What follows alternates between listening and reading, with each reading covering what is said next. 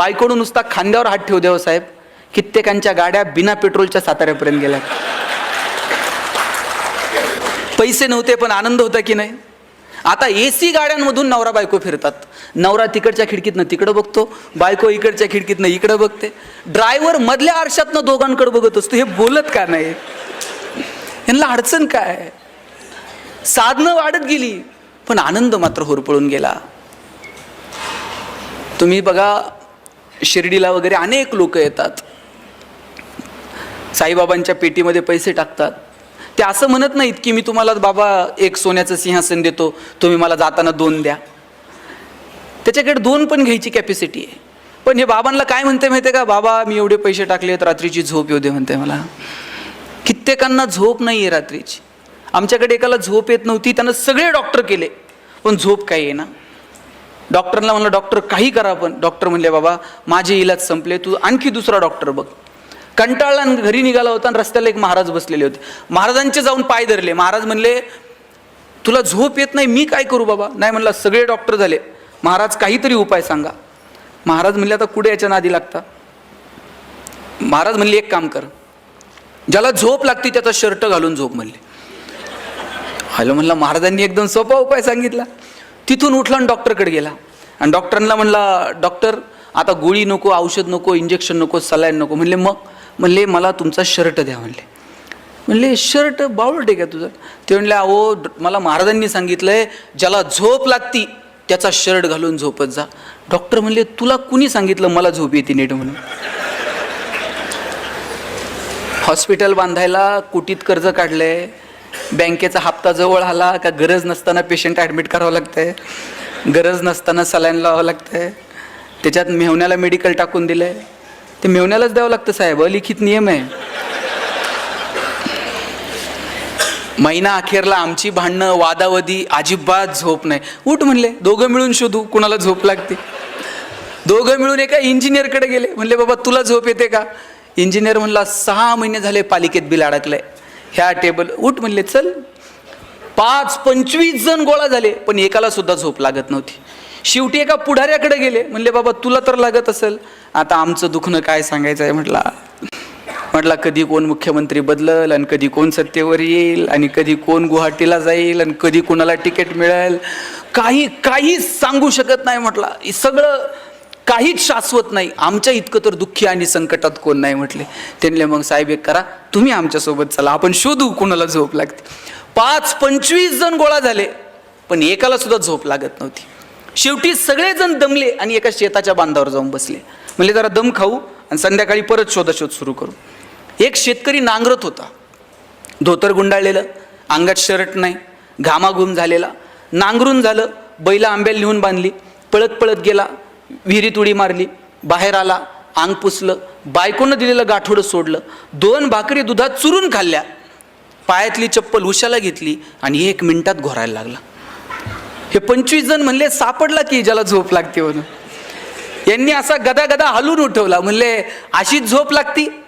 शेतकरी म्हणला आजच शेड्यूल आहे म्हणला आपला. संध्याकाळी म्हणला सूर्य उतरायला खाली उशीर, वजभर गवत कापलं, घेऊन गेले, जनावराला खाऊ घातलं, सगळं म्हणला एकदम ओके. तुम्ही ते ओके तिकडे नेऊ नका. हे 25 जण म्हणले आमच्यावर एक उपकार करशील? म्हणले काय? म्हणले आम्हाला 25 जणांना तुझा एक शर्ट देशील का? हे हसायला लागलं. म्हणला 25 जणांना एक आणि माझ्याकडे नुसता एक असता असा उघडा नांगरीत बसलो असतोय काय? म्हणला काल शर्ट म्हणला अवताला गुतला, अजून शिवला नाही, एक शर्ट नाही तुम्हाला 25. किती कौतुक आहे हो. देवानं काय वागावं आपल्यासोबत? ज्याच्याकडे ढिगानं शर्ट आहे त्याला रात्रीची झोप नाही आणि ज्याच्याकडे एक शर्ट नाही ते दगड उशाला घेतलं तरी झोपतंय. सुख आनंद या संकल्पना निवळ पैशांशी संबंधित नाहीत. पैसे कमवा पण त्याचा आनंद घ्या, त्याचा उपभोग घ्या. आपल्या हातामध्ये देण्याची दानत असायला हवी. विंदा करंदीकरांची खूप सुंदर कविता आहे. देणाऱ्यानं देत जावं, घेणाऱ्यानं घेत जावं आणि घेता घेता एक दिवस देणाऱ्याचे हात घ्यावेत, म्हणजे असे कोपरापासून तोडून नाही घ्यायचे, तर त्याच्यामध्ये जी देण्याची दानत आहे ती थोडी तरी आमच्यामध्ये यावी.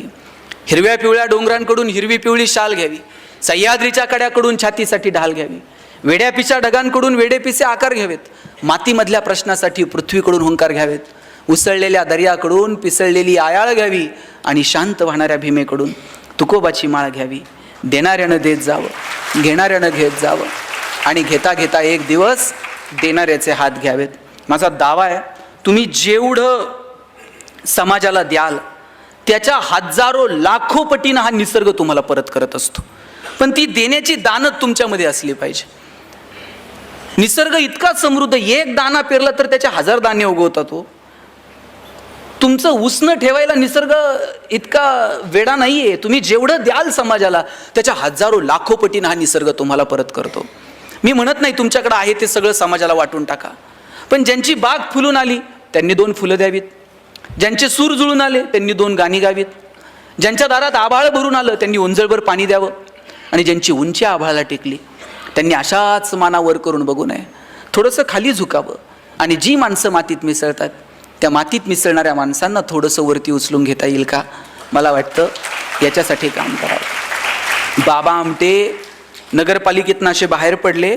एक कुष्ठरोगी पावसात भिजत होता. त्या पावसात भिजणाऱ्या कुष्ठरोग्याला उचलायला गेले आणि उचलता उचलता त्या कुष्ठरोग्याची बोटं तुटून आली बाबांच्या हातात. घरी गेले, बायकोनं जेवायला वाढलं, एक घास सुद्धा बाबांनी गिळला नाही. लहान मुलासारखं बाबा रडायला लागले आणि बायकोनं विचारलं, रडता का? एक कुष्ठरोगी बघितला, त्याचं दुःख बघून डोळ्यात पाणी आलं. माई म्हटल्या, मग तुम्ही रडून त्याचं दुःख कमी होणार आहे का? चला दोघं जाऊ आणि त्याला घेऊन येऊ. दोघं नवरा बायको गेले, त्याला घेऊन आले आणि पाहता पाहता काट्याच्या वनात सुद्धा सुंदर आनंदोन उभं राहिलं. पण समाजाकडे पाहण्याची जी दृष्टी आहे ना, ती दृष्टी आपल्याकडे अपेक्षित आहे. हो, ती दृष्टी कशातनं मिळते? कुठलाही महागडा गॉगल लावून ती दृष्टी नाही मिळत, ती अंतर्मनातून प्रकट व्हावी लागते. ज्यावेळेस अर्जुनानं आग्रह केला कृष्णाला की विश्वरूप दाखव, त्यावेळेस कृष्ण तयार झाला हसत हसत की अर्जुना मी तुला विश्वरूप दाखवेल. अर्जुनालाही प्रश्न पडला की अरे राधा याच्या एवढी जवळची आहे, राधेला यानं विश्वरूप दाखवलं नाही. याच्या जवळच्या अनेक सवंगडी आहेत, अनेक गोपिका आहेत, त्यांना कृष्णानं विश्वरूप दाखवलं नाही. आणि मग विश्वरूप दाखवण्यासाठी अर्जुनाची निवड झाली. याच्यापेक्षा आणखी काय असावं? अर्जुन खुश झाला. ज्ञानोबांनी ज्ञानेश्वरीमध्ये इतकं सुंदर वर्णन केलंय, वासराला जर पाना द्यायला गाय लागली तर मध्ये तिला थांबवता येत नाही तिचा पाना. अगदी तशीच परिस्थिती कृष्णाची आणि अर्जुनाची झालेली असावी. कृष्ण अर्जुनाला इतकं भरभरून ज्ञान देत होता आणि त्यात अर्जुनानं विचारलं आता विश्वरूप दाखव. कृष्णाला थांबता आलं नाही आणि कृष्ण म्हटला, अर्जुना बघ हे विश्वरूप. आणि विश्वरूप तुला दिसतंय का? असं ज्या वेळेस कृष्णानं अर्जुनाला विचारलं त्यावेळेस कृष्ण म्हटला, देवा तू विश्वरूप दाखवायचा प्रयत्न केला, पण ते पाहावं ती दृष्टी मला दिलेली नाही. कृष्ण म्हटला, अरे तुला सांगण्याच्या ओघात मी इतका भारावून गेलो की तुला ती दृष्टीच द्यायची विसरलो. कृष्णानं अर्जुनाला ती दृष्टी देऊ केली आणि मग त्याला विश्वरूप पाहायला मिळालं. भगवंतानं माणूस म्हणून जन्माला घातलं, देण्यासाठी 2 हात दिले, पण त्याच्यासाठी लागणारी दृष्टी ही आपल्याला कमवावी लागेल. ती अंतर्मनातून, ती संस्कारातून येणाऱ्या पिढीला द्यावी लागेल. ती देण्याची जबाबदारी आईबाप म्हणून, ती देण्याची जबाबदारी समाजातला एक घटक म्हणून आपल्याला स्वीकारावी लागेल. अहो आपली जुनी पिढी अशी होती, ती सांगायची 1 तीळ 7 जणांनी खाल्ला. आणि आज आपण पोराला जर टिफिनमध्ये सँडविचचे 3 तुकडे दिले तर आई सांगते, हां तुझे तू खा, तू दुसऱ्याचं खायचं नाही, दुसऱ्याला तुझं द्यायचं नाही, आणि उरले तर घरी घेऊन ये, वाटत बसू नको वेंधळ्यासारखं. काय करायचं पुढच्या पिढीनं नेमकं? तुम्ही ते गाणं म्हटलंयत का, एरे एरे पावसा? माहीत आहे तुम्हाला? माहीत आहे का नाही? आणि काय गाणं होतं? Array array array array array array. आवाज हळूहळू कमी का होत चालला? बरोबर म्हणताय तुम्ही. हां म्हणा आता, एरे एरे तुला देतो पैसा झाला पाऊस आला, एग एग तुझे मडके सर आली आणि मडके गेले. किती हुशार आहेत तुम्ही सगळेजण.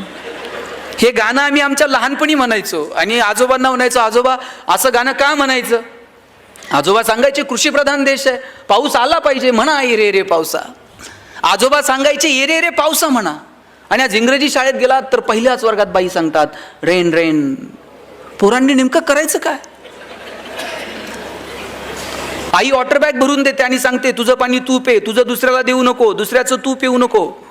आणि वर्गात गेल्यानंतर गुरुजी सांगतात एकनाथ महाराजांनी काशीहून आणलेलं पाणी गाढवाला पाजलं. पोरांनी नेमकं करायचं काय?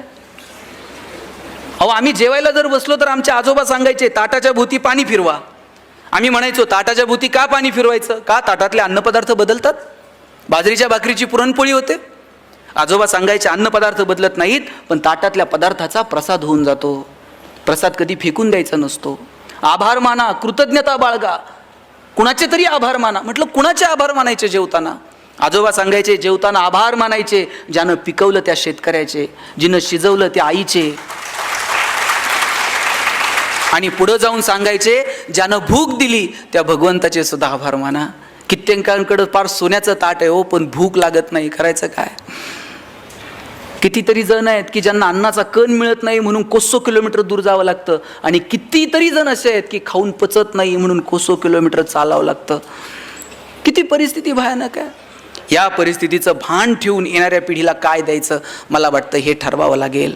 आपल्यामध्ये देण्याची दानत असायला हवी. तुम्हाला एक छोटं उदाहरण सांगतो, कळणाऱ्यांना कळेल.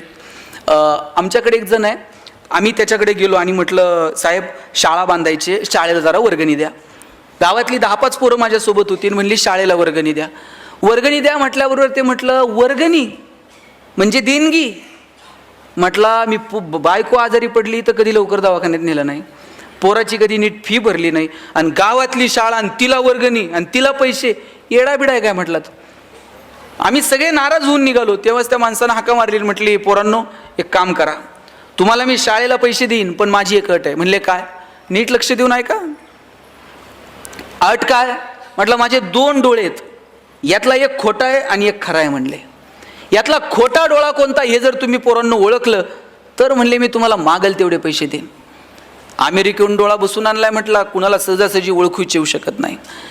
त्यानं सांगितलं 2 डोळे, त्यातला खोटा कोणता? पहिलीतलं पोरगं होतं. ते म्हणलं काका डावा डोळा खोटा आहे म्हणला तुमचा. ह्याला आश्चर्य वाटलं, कुणालाच ओळखता येत नाही, पहिलीतल्या पोरानं ओळखलं डावा डोळा खोटा. त्या माणसानं विचारलं बाबा तू कसं ओळखलं की माझा डावा डोळा खोटा? पोरगं म्हटलं काका तुमच्या डाव्या डोळ्यात आम्हाला थोडीशी करुणा दिसली, थोडंसं प्रेम दिसलं, थोडीशी सहानुभूती दिसली, आणि म्हटलं हाच खोटा असला पाहिजे.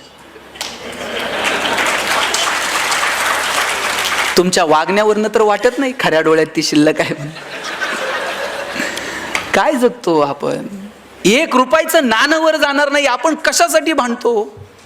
भगवान श्रीकृष्ण करंगळीवरती पर्वत उचलतो आणि बासरी मात्र 2 हातांनी घट्ट पकडतो. आता ज्याला करंगळीवरती पर्वत उचलता येतो ते बासरी तर अशी गरगरा फिरवली असती की नाही, मग ते 2 बोटांनी अशी घट्ट बासरी का पकडतो? कारण कृष्णाला ठाऊक आहे पराक्रम हा रणांगणात गाजवायचा असतो आणि नात्यांमध्ये प्रेम जपायचं असतं. आपण उलट करतो, नात्यांमध्ये पराक्रम गाजवतो आणि रणांगणात शस्त्र खाली ठेवतो. नात्यांमध्ये काय पराक्रम गाजवायचा आहे हो? 10 वर्ष झालंय भावाचं तोंड बघितलं नाही, काय पराक्रम आहे? एकाच आईच्या पोटी जन्माला आलेले 2 भाऊ ज्या बांधावर काहीच पिकत नाही त्याच्यासाठी भांडत बसतात. दोघांच्या भांडणात वकील 2 एकर विकत घेतोय हो. कसला पराक्रम आहे? 10 वर्ष झालंय बहिणीचं तोंड बघितलं नाही, बहिणीच्या दारात गेलं, ती गेल्यानंतर तुम्ही साडीन चोळी घेऊन जाल, तिला कळतंय का भाऊ आलाय आणि आता रडतोय? नात्यांमध्ये पराक्रम नसतो गाजवायचा, नात्यांमध्ये प्रेम द्यायचं असतं, आणि रणांगण गाजवायला पराक्रम रणांगणात गाजवायचा असतो. आपण उलट करायला लागलो, नात्यांमधली मजा हरवून गेली आणि आपण इकडे तिकडे साधनांमध्ये मजा शोधायला लागलो. माझं सांगणं मी जास्त वेळ आपला घेत नाही, पण एक सांगतो की आयुष्य खूप सुंदर आहे. छोट्या छोट्या गोष्टींचा आनंद घ्या. आपल्या प्रत्येकात काहीतरी वेगळेपण आहे, ते वेगळेपण आपल्याला ओळखता आलं पाहिजे. छोट्या छोट्या मगाशी कुणीतरी सांगितलं की संकटांना घाबरू नका. काय घाबरायचं संकटांना? संकटांच्या समोर असं छाती काढून उभं राहता आलं पाहिजे शिवाजी महाराजांसारखं. कुणाच्या बापाला आपण कधी घाबरू नये. घाबरायचंय ना आपल्याला, आपण आपल्या कर्माला घाबरावं. इतर कुणाला घाबरण्याची काय गरज आहे? आपण आपल्या कर्माला घाबरावं की अरे माझ्या हातनं हे चुकीचं घडतंय. लक्षात ठेवा, चेंडू जसा भिंतीवर मारताना तसाच मागे येतो. तुम्ही जे पेरणार आहात ते उगवणार आहे. गहू पेरून कधी ज्वारी उगवत नाही. तुम्ही जे कर्म करणार त्याची फळं तुम्हाला इथंच फेडायची आहेत. म्हणून घाबरावं तर कर्मांना घाबरावं. काय द्यायचं समाजाला ते ठरवा, कसं जगायचं ते ठरवूयात. कधीतरी अंतर्मनात डोकावून स्वतःचा कधीतरी विचार करूया. आम्ही तो विचार करणं जेव्हा सोडून दिलं ना, तेव्हापासून आयुष्यातली मजा हरवून गेली. म्हणून या कार्यक्रमाच्या निमित्तानं मला आपल्या सगळ्यांना आवर्जून सांगायचं आहे की आपण काय करायचं ते ठरवून घेऊया.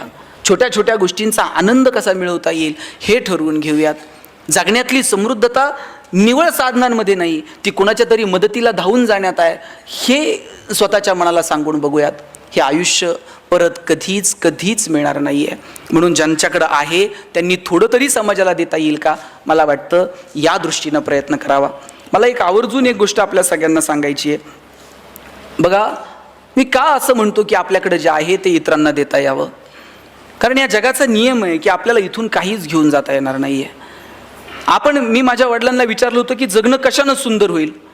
वडील म्हटले होते, तू यादी कर की आत्तापर्यंत तुला किती लोकांनी मदत केली. मी ती यादी करायला घेतली. मला गावात ह्या माणसानं मदत केली, शाळेत ह्या माणसानं मदत केली, कॉलेजमध्ये या माणसानं मदत केली. मी 100-150 लोकांची यादी केली की या 150 लोकांनी मला माझ्या आयुष्यात आजपर्यंत मदत केली. वडील म्हटले, वा, तुला आठवत आहेत ती माणसं की ज्यांनी तुला मदत केली. आता दुसरी यादी कर, तू किती लोकांना मदत केली आयुष्यात. साहेब, मी ती यादी करायला घेतली, 5-6 लोकांपेक्षा जास्त नावं मी लिहू शकलो नाही. वडील म्हटले, ज्या दिवशी तुझी दुसरी यादी पहिल्या यादीपेक्षा मोठी होईल ना, त्या दिवशी जगणं सुंदर होऊन जाईल. आपण किती लोकांचं जगणं सुंदर करू शकलो, किती लोकांना ताकद देऊ शकलो. म्हणून संकटांच्या समोर गडबडीत व्हायचं नाही. जितक्या लोकांना मदत करता येईल तितक्या लोकांना मदत करावी. कुणी संकटात आहे, कुणी अडचणीत आहे, त्याला धावून जाता येईल का. आणि प्रत्येक वेळेस पैसेच लागतात मदतीला असं नाही आहे. कधीतरी एखादा चांगलं काम करतोय ना, त्याच्या पाठीवर थाप मारा आणि त्याला सांगा, वा, छान काम करतोय, आम्ही आहोत तुझ्यासोबत. एवढं म्हटलात ना तरी त्या माणसाला 10 हत्तीचं बळ येतो काम करायला. म्हणून संकटांच्या समोर गडबडीत होऊ नका. शिवाजी महाराज मिर्झा राजेसोबत तह झाला, एक किल्ला मिर्झा राजेला द्यावा लागला. आणि नुसते किल्ले देऊन थांबले नाही, औरंगजेबाला भेटायला जावं लागलो.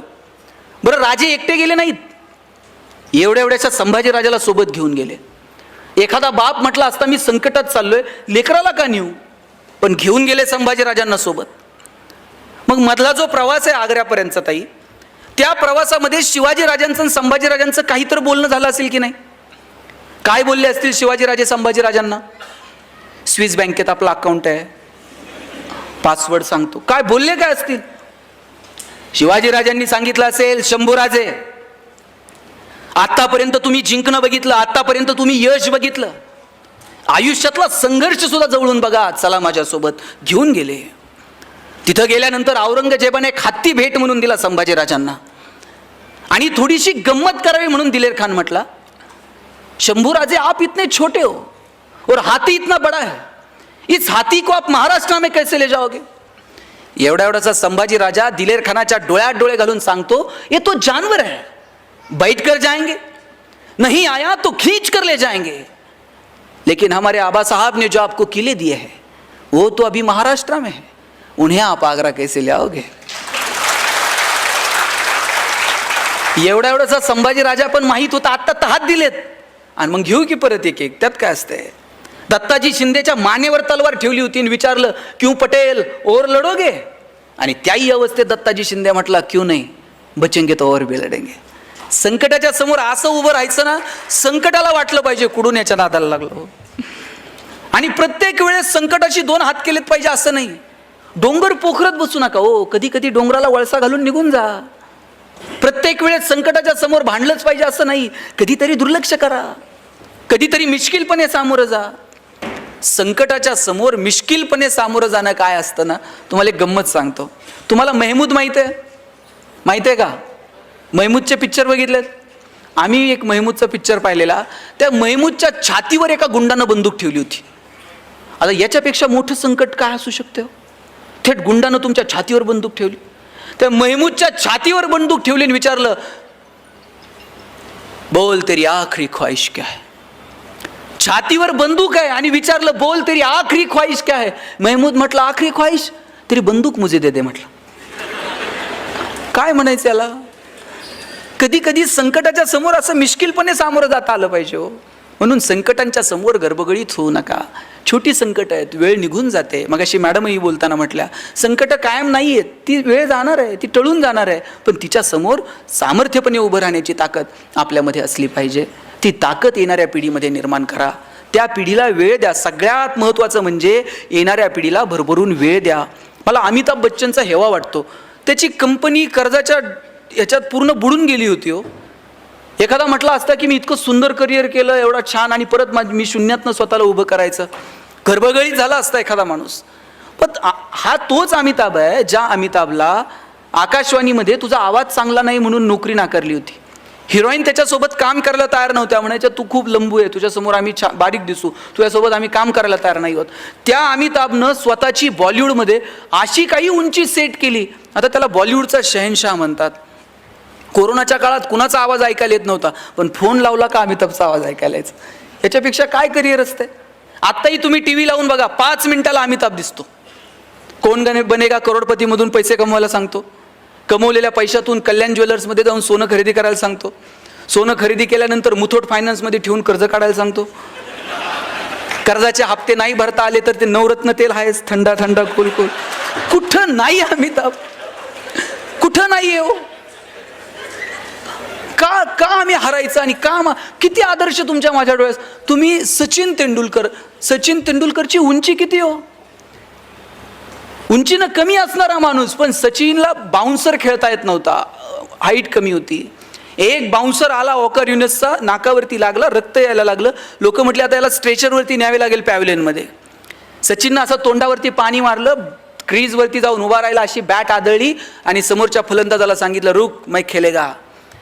आणि सचिननं कितीतरी बाउन्सर असे मैदानाच्या बाहेर टोलावून लावले आणि आज क्रिकेटच्या क्षेत्रातला बाप झाला सचिन तेंडुलकर.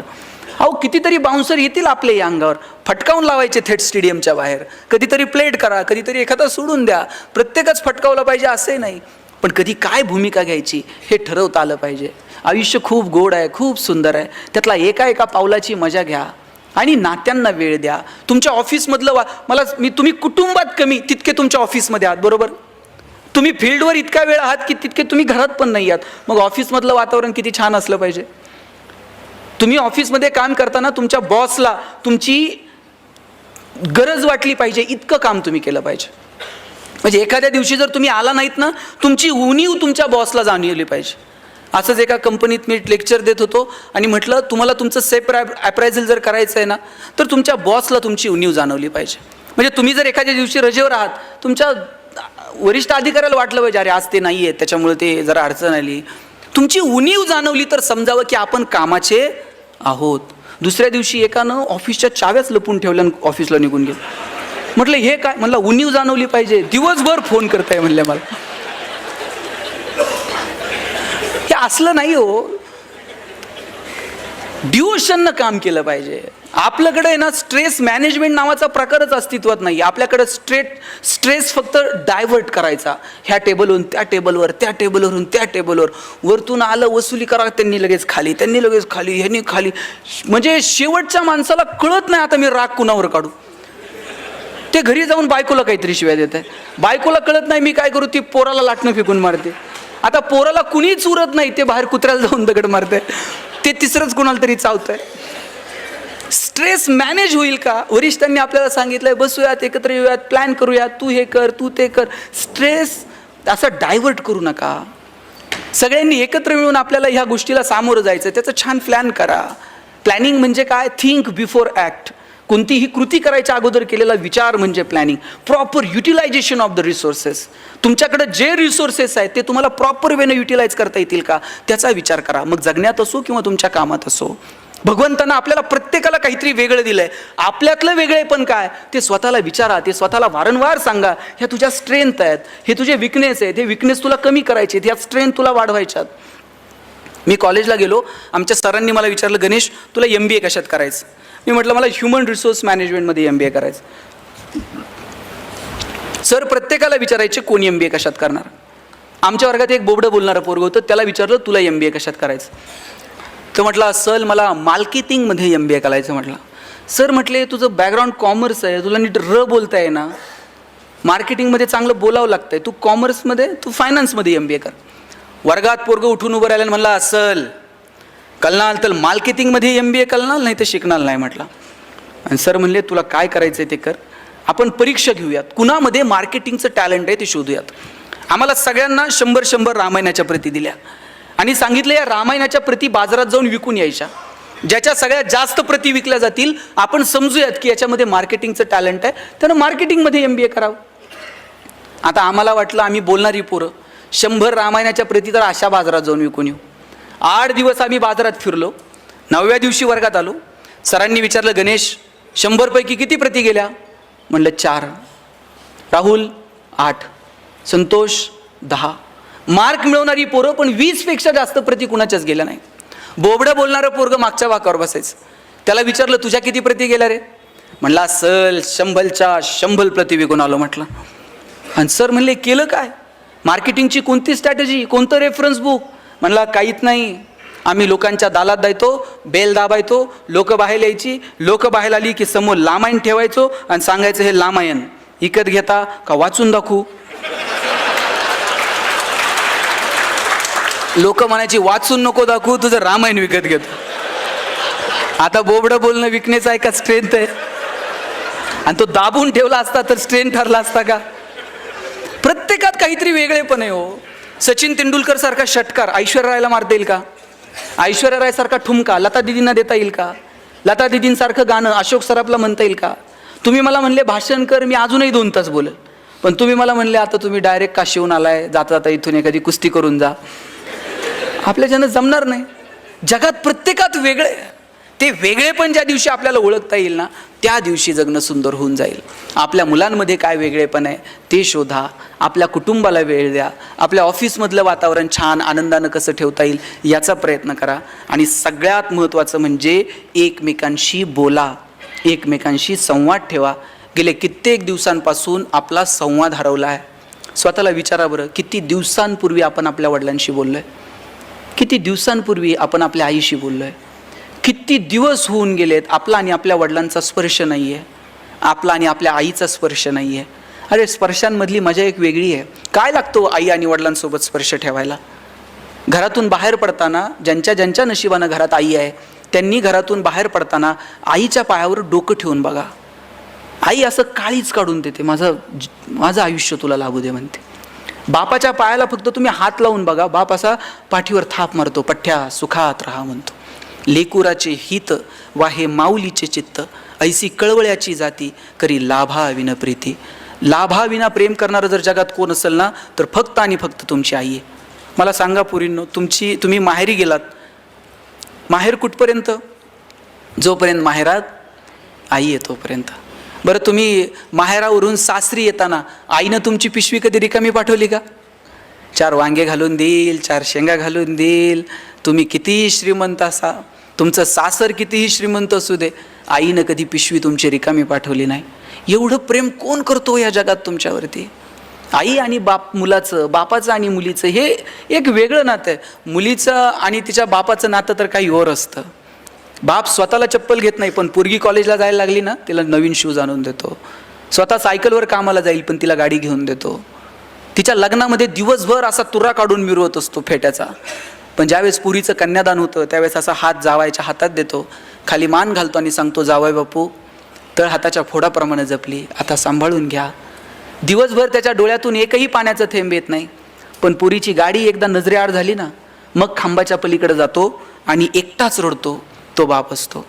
मला वाटतं ज्या वेळेस तुमचे वडील, बघा तुमचे वडील आता रिटायर झालेत, ते तुम्हाला फोन करतात, आठवड्यातनं कधीतरी फोन करतात. तुम्ही गडबडीत आहात हे जर वडिलांच्या लक्षात आलं ना, वडील पटकन म्हणतात, हां बाई सहज केलता, ठेवतो फोन, करेल नंतर. त्यांना कळतं की मुली आता त्यांच्या संसारात आहेत, मुलं त्यांच्या संसारात आहेत. पण अशा वेळेस आवर्जून परत कॉल करा. एक वाक्य आईबापाचं काळीच पिळवटून टाकणार असतं पोरांचा फोन ठेवताना. आई म्हणते, बाप म्हणतो, बाबांनो आम्ही आहोत तोपर्यंत येत चला. ज्या दिवशी तुमचा बाप तुम्हाला म्हणेल ना, आम्ही आहोत तोपर्यंत येत चला, तेव्हा तुमच्या मीटिंग, तुमचे सगळे प्रोग्रॅम्स थोडेसे बाजूला ठेवा आणि कधीतरी जन्म दिलेल्या आईला बापाला भेटायला जा.